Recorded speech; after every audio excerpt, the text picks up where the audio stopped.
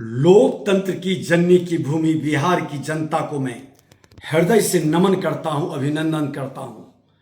बिहार विधानसभा चुनाव के दोनों चरणों के मतदान के दौरान बिहार के मतदाताओं की उत्साहजनक भागीदारी ने देश के सामने एक उदाहरण पेश किया है।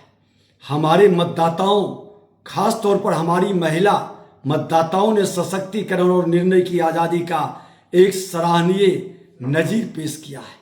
यह राज्य में लोकतंत्र के प्रति गहरी आस्था और विश्वास का प्रतीक है।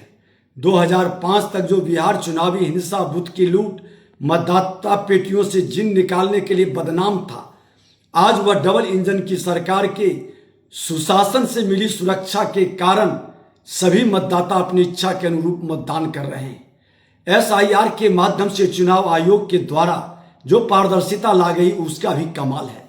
निश्चित रूप से इसमें चुनाव आयोग के शानदार चुनाव प्रबंधन की अहम भूमिका के लिए मैं हृदय से धन्यवाद देता हूं। राज्य के विभिन्न हिस्सों में जो सूचनाएं मिल रही है उससे स्पष्ट है कि अभूतपूर्व जनादेश के साथ बिहार में एक बार फिर डबल इंजन की सरकार बनने जा रही है।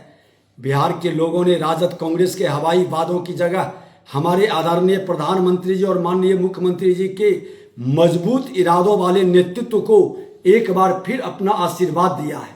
बिहार के मतदाताओं ने जातिगत विभाजन के तमाम प्रयासों को खारिज करते हुए सबके साथ सबके विकास के समावेशी सोच पर अपनी मुहर लगाई है।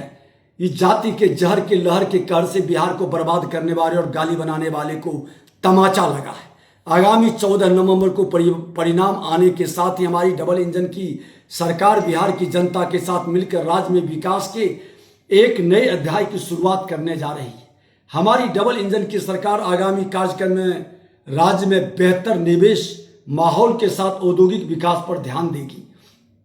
हम शिक्षा और कौशल विकास के क्षेत्र में गुणवत्ता का साथ प्रसार पर भी बल देने का प्रयास करेंगे ताकि हमारे युवा रोजगार और स्वरोजगार के लिए विशेष रूप से तैयार हो सके।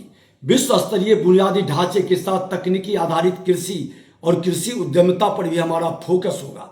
हम सभी को मिलकर विकसित भारत के उस सपने को साकार करना है जिसकी धुरी विकसित बिहार होने जा रही है।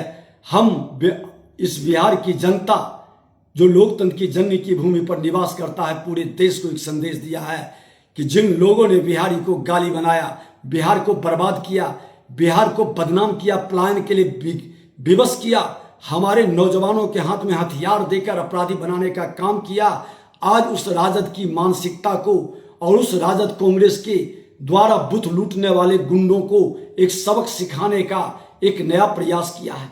2020 में 57% वोटिंग, पहले चरण में लगभग 65% वोटिंग और आज 67% से ऊपर वोटिंग, ये बताता है कि बिहार की जनता लोकतंत्र के रक्षक के रूप में किस तरह से सजग है और आने वाले दिनों में बिहार की जनता हमेशा लोकतंत्र के लिए लड़ा है और आगे भी लड़ेगा।